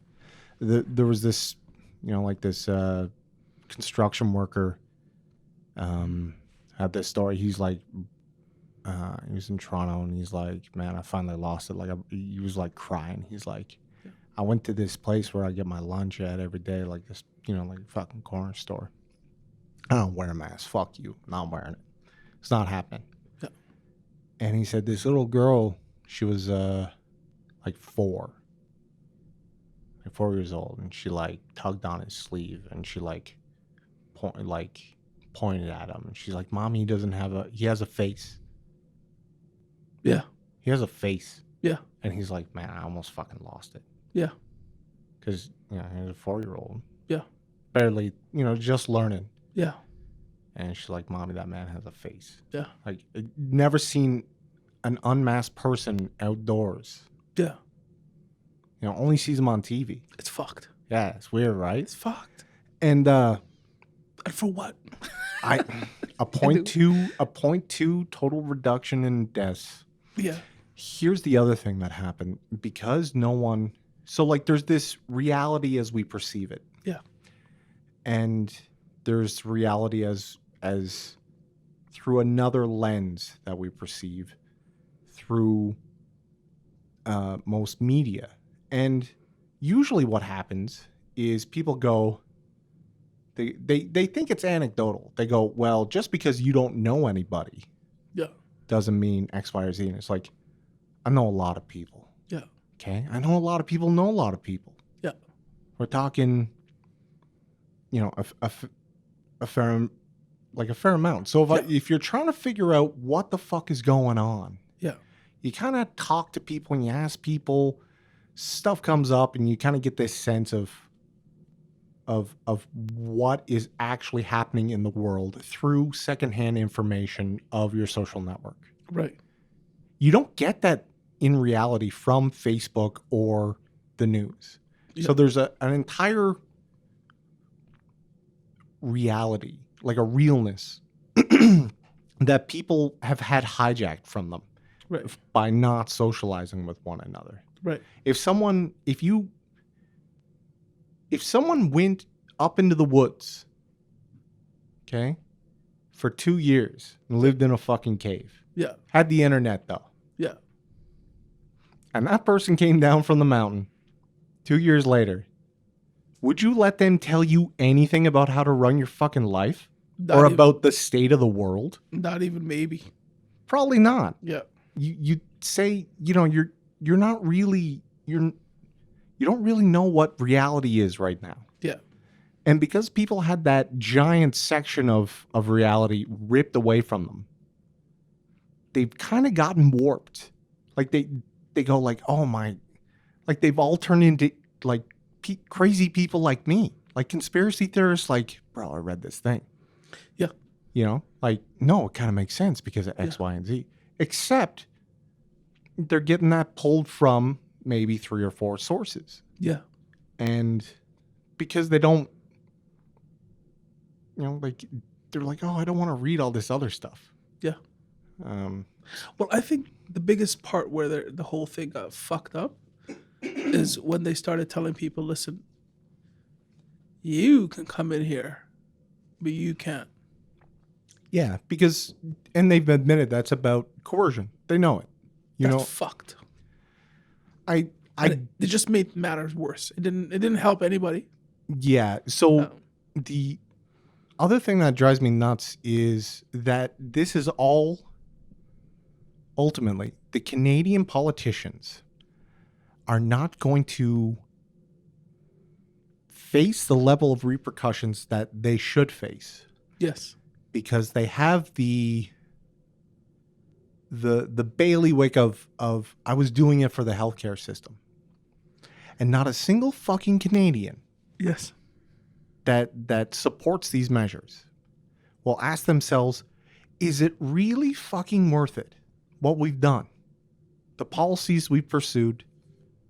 Well, when I say we, I mean literally a council of 8 fucking people that have been in charge of most provincial laws and actions for the past 2 years. Like, houses aren't sitting. There's the science panel in Ontario. Here in Alberta, we got the COVID committee or some shit like that. It's 8 fucking who knows. And you're like the motherfuckers who like made the laws and then took a vacation to fucking some of them, yeah. So they've been kind of guiding the policies here, and they go, oh, we did it in the name of healthcare. And it's like, what are you fucking talking about? Maybe, just maybe, Yeah. the Canadian healthcare system is a fucking joke. And maybe it's not worth saving. Okay? Maybe you should make some really, like, kind of hard analyses of what the Canadian healthcare system is. And I'm not saying you have to make it private. That's not what I'm saying. Yeah. You have to look at other socialized, because you will never get the Canadian as a species to agree to non-socialized healthcare. That's like Canada's. If Canada was fucking McDonald's, Yeah. the healthcare system would probably be its Big Mac. No, Because it's got its special sauce. It's their fries. It's the fries? Okay. Yeah. Okay. You know, Okay. you may not, It's like their staple. some They're known people, for this some shit. people eat the filet of fish. Yeah. Some people get nuggets. Yeah. Everyone gets the fucking fries. Okay. I got you. Okay? I got you. Left and right, we're united in fucking being healthy. Yeah. But you're right, though. No, You're right. being unhealthy and using and basically subsidizing unhealthiness. But Yes. if you look at other socialized healthcare systems, Yes. they trounce us. Yes. They beat the Jesus out of us in terms of the product that they deliver to citizens. They do. We have an insane amount of administrators. It's full of bloat. It's full of corruption. And meanwhile, they want to hide behind nurses and doctors. Yeah. And Well, you're absolutely right. I mean, like, okay, I like, if the healthcare system seems like it's fairly crippled, then maybe that's what needed to be fixed. Absolutely, but I don't think these measures, like any of the stuff that they did, I don't know what good it did anybody. I don't know. Like, and one thing I do know, like, here's the thing, I know a bunch of people that did get COVID. yeah, I know a bunch of people that got COVID. Yep. I know a bunch of people that I know a lot of fucking, triple vax people that got COVID. right? Okay, you know, like they Like a prime minister. right. So, but and they've got the first version, they got the second version, Yeah. third version. I know motherfuckers in this building that got it, Yeah. and they were like, fine. I was talking to them in the middle of them having it, like, you know, like we're on Teams, and they're like, dude, how do you feel? I'm fine. Yeah. People that got Delta, I know them. What happened? I asked them, like, fuck, man, how was it like? Ah, man, it was a bad cold. Yeah. Cool. People that got the first version, bro, what was it like? Ah, it was just a bad cold. It was like maybe a week. I'm okay. Yeah. And none of them died. No, I don't. I've heard reports of some people's parents. Right. But I do have at least 2, maybe 3 buddies Yeah. that have that lost their sense of taste Got it. from it. But the only people that I know that got hurt, Yeah. really hurt, Yeah. got it from the vaccines. That's exactly what I'm getting at. Because that's where it seems to be. The only people that I know that died from COVID Yeah. died from COVID shots. You know what I like? Ugh. I came close to it. Like, I mean, would I have preferred a week of common cold? Fuck yeah. Yeah. I can handle a common cold. Bring it. Yeah. But like, There is some it's plausibility. fucked up. There is some plausibility Yeah. to say that if you had a very strong adverse reaction Yes. to the Vaccines. Yep. the shot. Yeah. Vaccines protect people from getting shit. The shot. If I gave you 3 polio shots and you got polio, you'd be kind of pissed, right? Okay, yes, Okay. So yes. it's a shot. The shot. Yes. Okay. And for a lot of people, Yeah. the majority of people, they don't have any problems.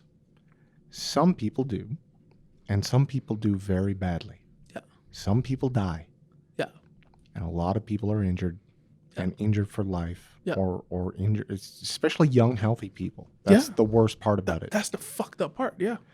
So, but there is some logic in saying that the people that had these adverse reactions to especially the second dose. It seems like second dose is kind of like the. That's right. So that's the common one. But I have, like I said, I was telling you. Your home. One friend, first dose, boom. Yeah. Peace. In his sleep. Peace. Yeah. But anyway, go on. Sorry. Yeah. So there is some logic behind that. You would also have this strong reaction to COVID itself. Right. I don't know how you get COVID twice in 6 weeks, but I don't completely discount that logic.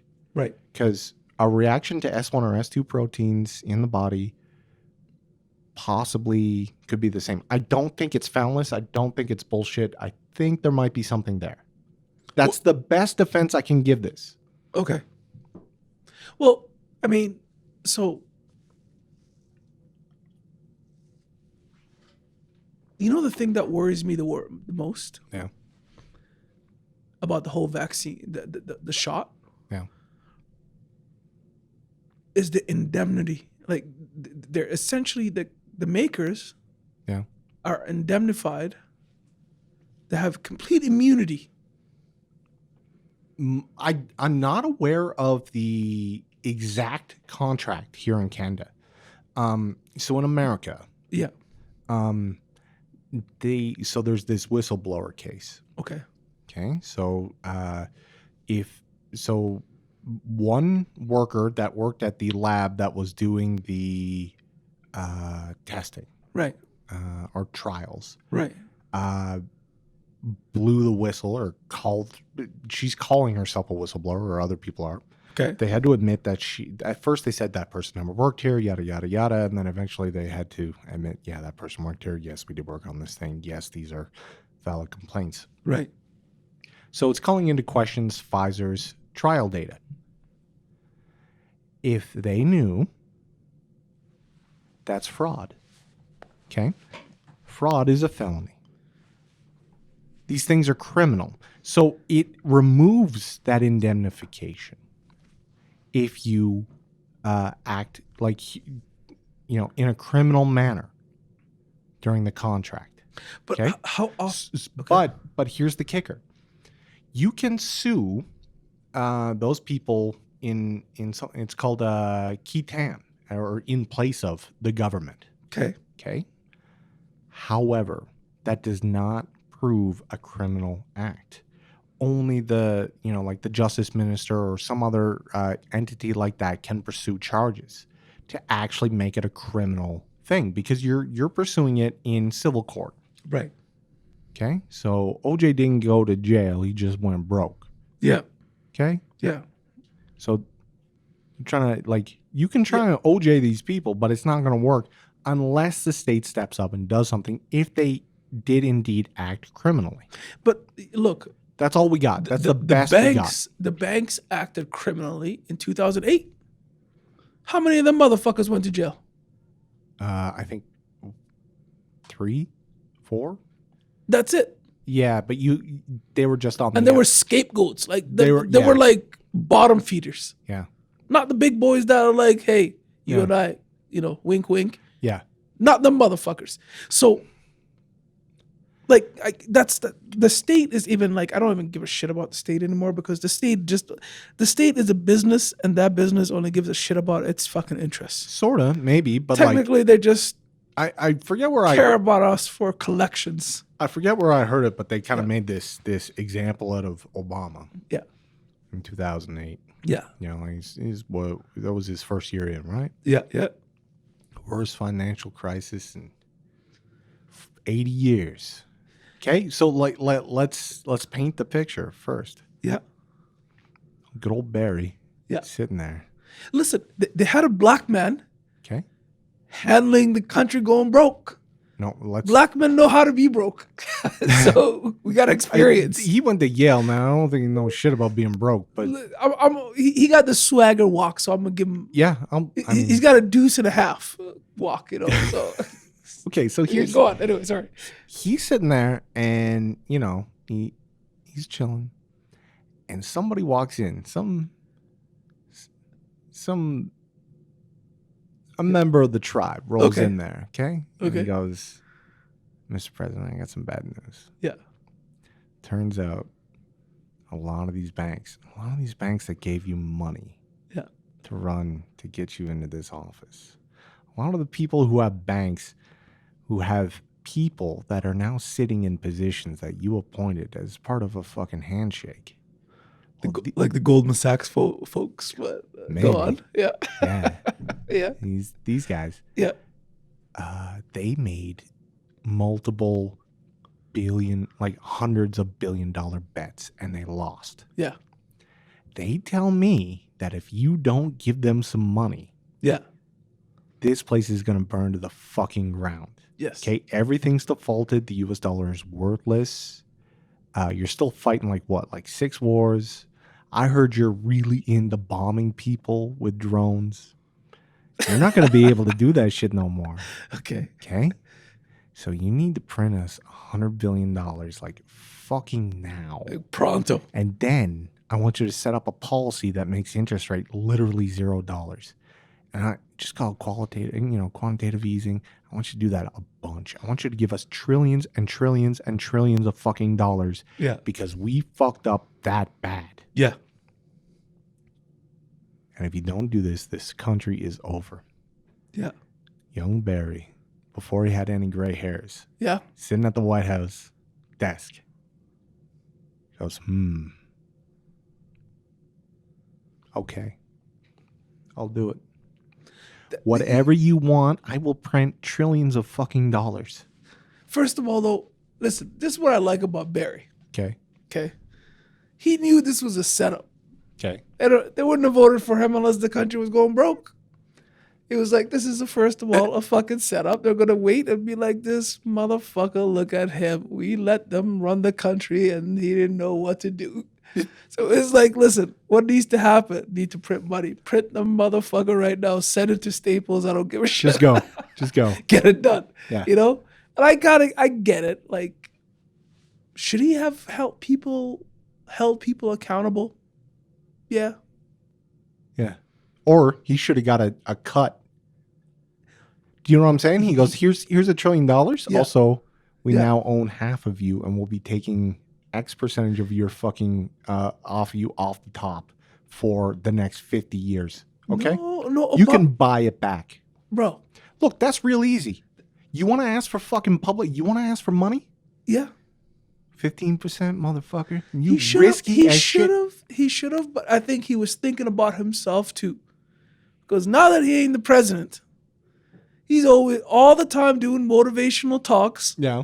getting a cut of that $100 million.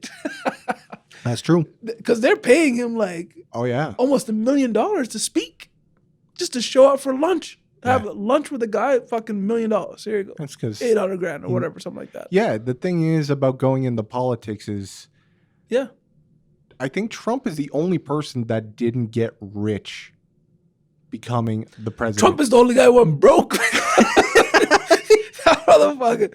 Like, because he talks so much shit, though. Trump Bro, is just, oh my God, Trump fucking. He fucked up. Sometimes I just miss the way he said China. Who? China. China. China. Okay, so Yeah. I think Canadians have Trump derangement syndrome.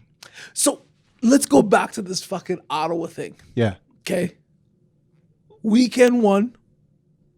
Big shebang. Yeah. You know, the siege begins of the city, if you will. The friendly bouncy castle protest begins. Yes, Okay. they moved in these scary people. Yep. Honked the fucking horns, kept All day, every everybody day. awake. Okay. Okay. Fuck them. Weekend number 2 came along, Okay. and these 2 dumb motherfuckers on horses show up with Yeah. a fucking Trump flag. Yeah. Who the fuck invited these motherfuckers, first of all? Look, man, it's a party. Anybody can come. The fuck does Trump have to do with anything here? The same thing that the CCP has to do with fucking counter protests, dude. I see those guys and they remind me of man- that guy running out of Walmart with a fucking TV. yeah. That's true. that same thing to me. I'm like, listen, you fucked it up. Yeah, maybe. But if you listen, Stay away from Trump. I watched that interview. Yeah. Because he rolls up to a camera and he's like, "How y'all doing?" I was like, "Okay." He was talking like that too? He said y'all. So we're done here. We're done here. I know Okay. exactly who you are, Yeah. what's up, Yeah. and I know pretty much where you're from.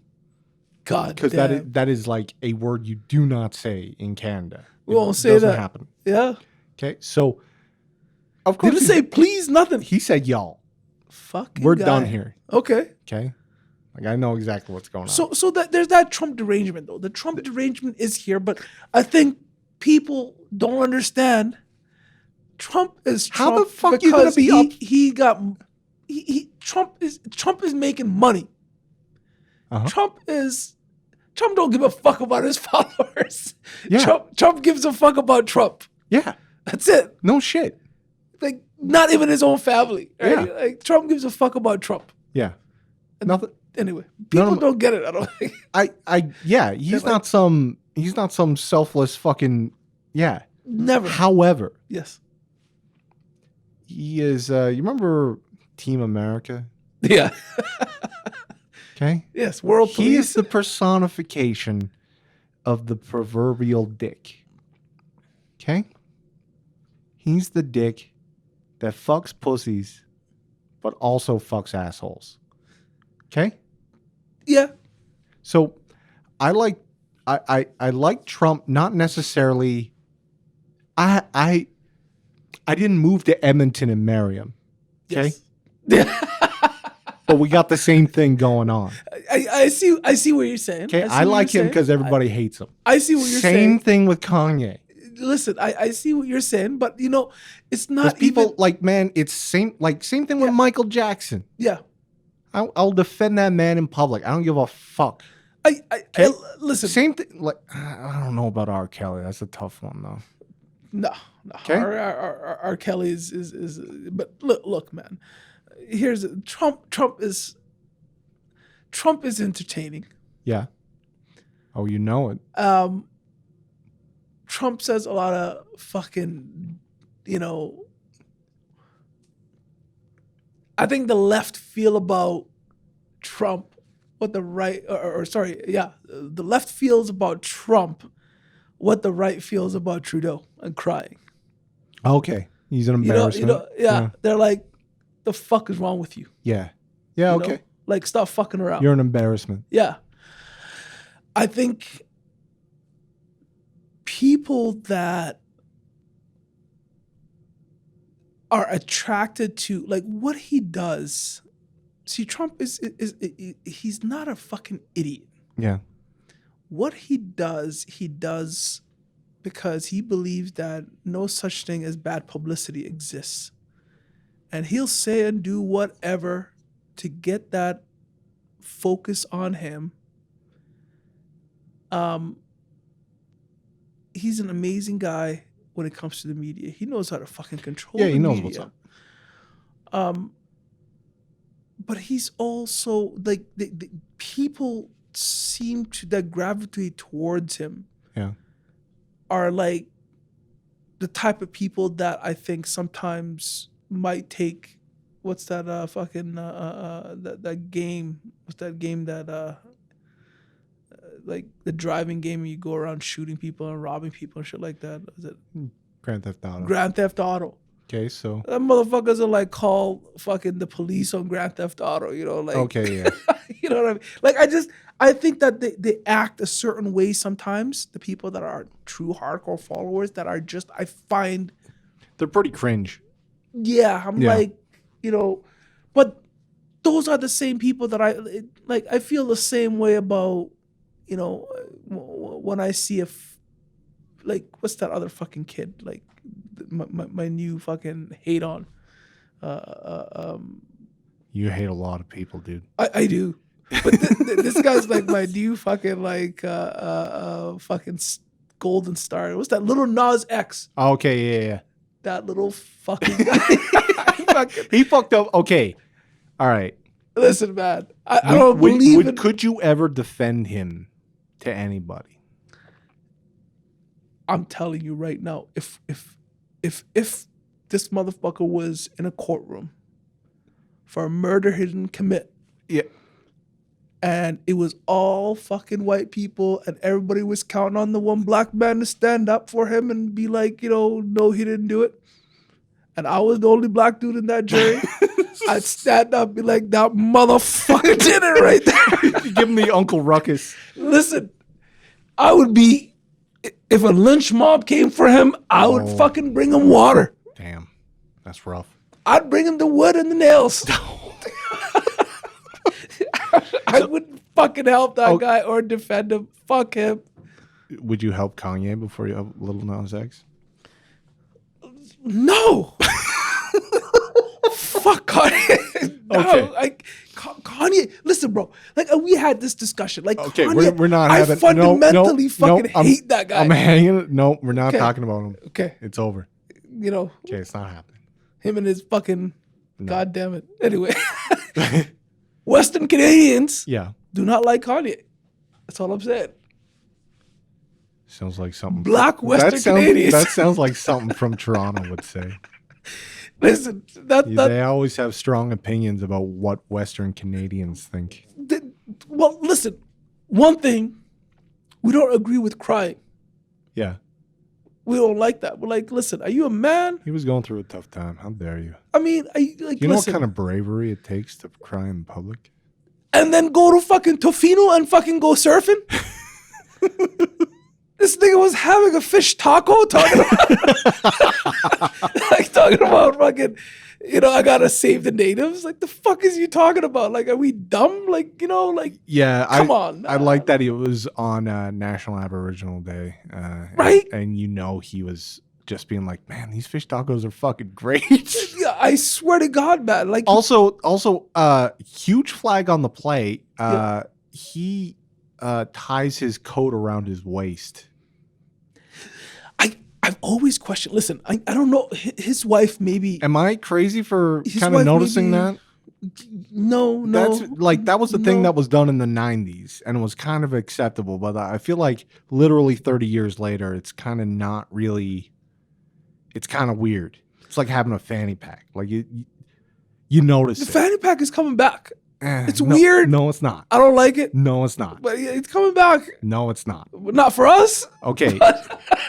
If they made a Versace fanny pack, then maybe that might happen. But until then, it's not happening. They got Merces. They got little shoulder strap things. They don't need fanny packs anymore. Bro, the world has lost their fucking minds, man. Like it's the world has lost its mind. What do you think? Do you think that Canada would benefit from Sharia? Fuck no. I don't listen. I think Canada would benefit from a simple rule. Yeah. The simple golden rule of, don't fuck with me, I won't fuck with you. Yeah. I think we like. Well, what the fuck do we need the government for then? I don't know. I think that I think that Canadians in general I think that they're not people that are just, it's a country that cares about itself. Yeah. The problem with democracy is everyone thinks everyone else is stupid, yet somehow deserves the same voice that they have. Canada, and that's beautiful. No. It's not beautiful. They all think everybody else is stupid and have never attempted to make a 0.5er system. Do you understand what I'm saying? I see what you're saying. Okay. Yeah. So what they could use anything. They could use a fucking Rorschach test to determine the 0.5ers. Okay. You want to implement the 0.5? Yeah. It already exists. If you work for the government, you get 0.5 vote. The end. Okay. Okay. If the government pays you money, you only get half a vote. Oh, I see where you're going with this. That's deep. How about that? That's deep. Just start there. That's deep. Guess who the number one employer is? That is the number. Yeah. Yeah. How about that? Something small. That's deep. Something that is seen as tyrannical and evil in Somalia might actually save Canada. But that's the thing is that the only people that don't like the 0.5 system is the 0.5. The 0.5. Fuck them. They only count for half a vote anyways. Who gives a shit? Yeah, Okay. you know, that's an interesting concept. Actually, I support that. Yeah. Let's just go. And they're like, oh, that doesn't make me not a citizen. It was like, well, in a way, it makes you less of a citizen, but it is more inclined to a Republican system or like the idea of the republic of the property owner having more say or having an actual vested interest in the future of governance. Yeah, and we can't do that here. I got you. Okay. Because immediately people would either only rich, like only well-to-do people would be able to make it happen. And people have lost faith in the idea of the elite or like the natural leaders or the natural elite. They just see them as evil, yet somehow magically still fucking worship them. Yeah.